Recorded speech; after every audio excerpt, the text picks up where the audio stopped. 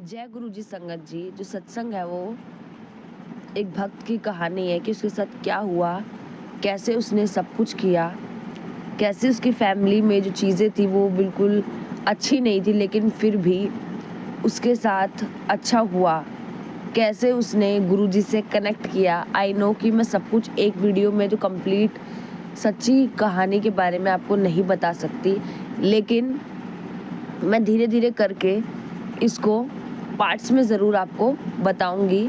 जुड़े रहिए मेरे चैनल के साथ, गुरुजी ब्लेस्ड लाइफ।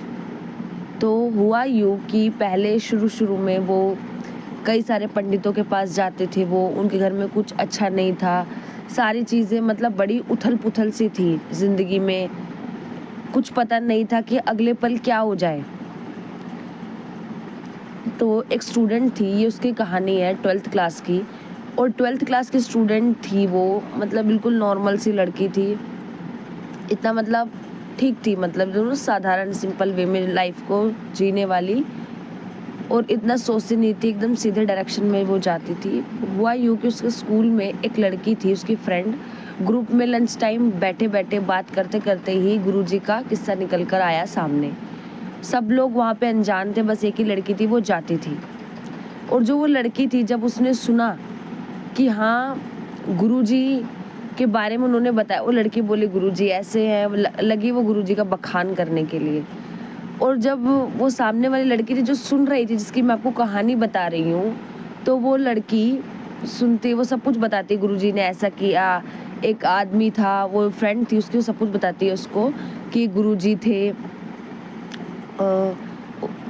गुरुजी ने ऐसा किया किसी के साथ। एक इंसान था, उसके पास कुछ नहीं था, आज उसके पास सब कुछ है, उसकी पूरी फाइनेंशियल कंडीशन, हेल्थ, इमोशनल, गुरुजी ने सब कुछ ठीक किया। तो फिर वो लड़की जो होती है, जिस भक्त की मैं आपको कहानी बता रही हूँ, तो फिर वो सोचती है अरे मेरे साथ भी अब सब कुछ अच्छा होगा, अब आगे अच्छा ही अच्छा होगा। तो वो जो स्टूडेंट थी वो घर जाके अपनी मम्मी को बताती है कि मम्मी ये मेरी फ्रेंड ने गुरुजी के बारे में बताया है, ऐसा है। तो उस लड़की ने ये भी बात बोला था कि फ़ोन में तुम डाल के देखना, गूगल में डालते के साथ तुरंत आएगा।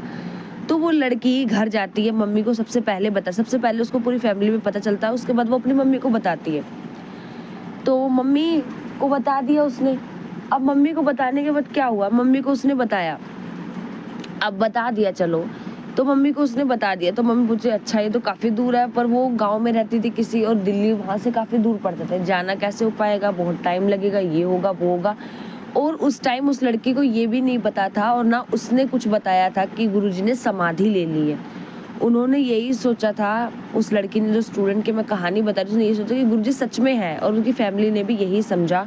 तो रेड चोले में सबसे पहले उस लड़की ने गुरुजी के स्वरूप को देखा, रेड चोले में था। उसके बाद बात हुई यहीं पे खत्म, कुछ जिक्र हुआ नहीं, बस इतनी बात हुई कि क्या करेंगे, कैसे जाएंगे। और ये भी नहीं पता था, क्योंकि जो लड़की की फ्रेंड ने उसने बताया था लंच टाइम पे, तो वो बातें ही ऐसे करी थी जैसे कि गुरुजी सच में है। और आमतौर पर अगर हम भी किसी को बोलेंगे तो वो यही समझेगा कि हाँ गुरुजी है। ऐसे मतलब हमारे गुरुजी परम पिता परमेश्वर, जिनके बारे में हम कभी सोच ही नहीं सकते कि गुरुजी हमारे बीच नहीं है, हमारे दिलों में जो भी हम गुरुजी के बारे में बखान करते हैं, पूरे दिल से करते हैं, पूरी शिद्दत से करते हैं, तो ऐसा सामने वाले को लगेगा कि हाँ भाई गुरुजी इनके सच में है, कि गुरुजी ने हमारे लिए ये किया वो किया। हम किसी सामने वाले को बताएंगे तो अभी मुझे फील होता है कि अगर मैं भी किसी को बोलूँ, कोई सामने वाला बातों को समझ नहीं पाएगा कि हाँ भाई सच में कुछ ऐसा है, सच में मतलब गुरुजी नहीं है, हम सोच भी नहीं सकते कि गुरुजी ने समाधि ले ली है। और वो मतलब हम से इमोशनली कनेक्ट है, फिजिकली इतना कनेक्ट नहीं है। फिजिकली हम उनको देख नहीं सकते हैं बार बार जैसे पहले देख सकते थे, हम इमोशनली उनसे कनेक्ट है। लेकिन वो लड़की ने बात ऐसे कि वो फैमिली वाले समझ नहीं पाए। बाद में चैप्टर खुलता है पूरे 2 साल बाद, तब उस लड़की को पता चलता है कि जैसा वो सोच रही थी, उसकी फैमिली सोच रही थी, वैसा नहीं है। गुरुजी ने तो समाधि ले ली है और छतरपुर में है गुरुजी।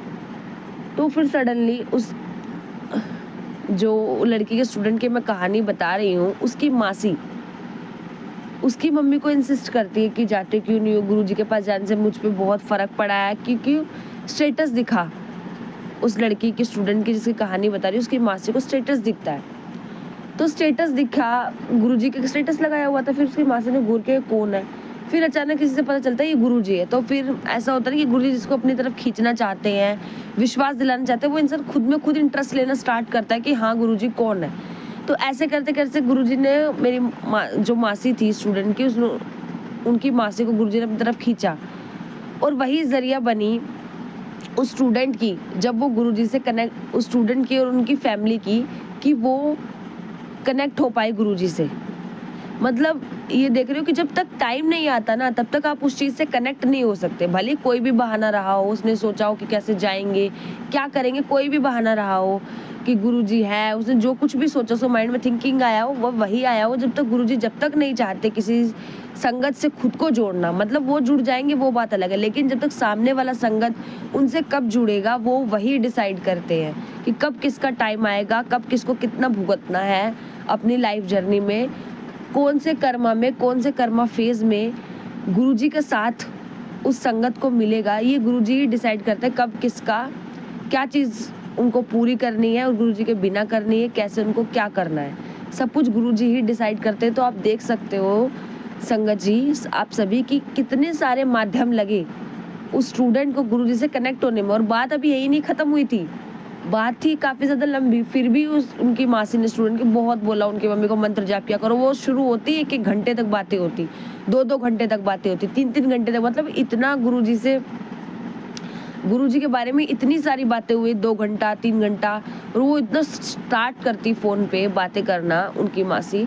तो वो जो कहानी थी, मतलब वो ख़त्म ही नहीं होने वाली थी। 3 घंटा हुआ, 4 घंटा, मतलब पूरे गुरुजी ने ये किया, गुरुजी ने वो किया, गुरुजी के सत्संग में ये आया, गुरुजी ये कहते हैं, गुरुजी वो कहते हैं, और जो सामने वाली उनकी मम्मी थी स्टूडेंट की, वो बोर हो जाती, क्या गुरुजी के बारे में बखान करने बैठ गई, क्या कर रही है, मुझे कुछ समझ, फ़ोन तक नहीं उठाती, उनका रिप्लाई तक नहीं करती।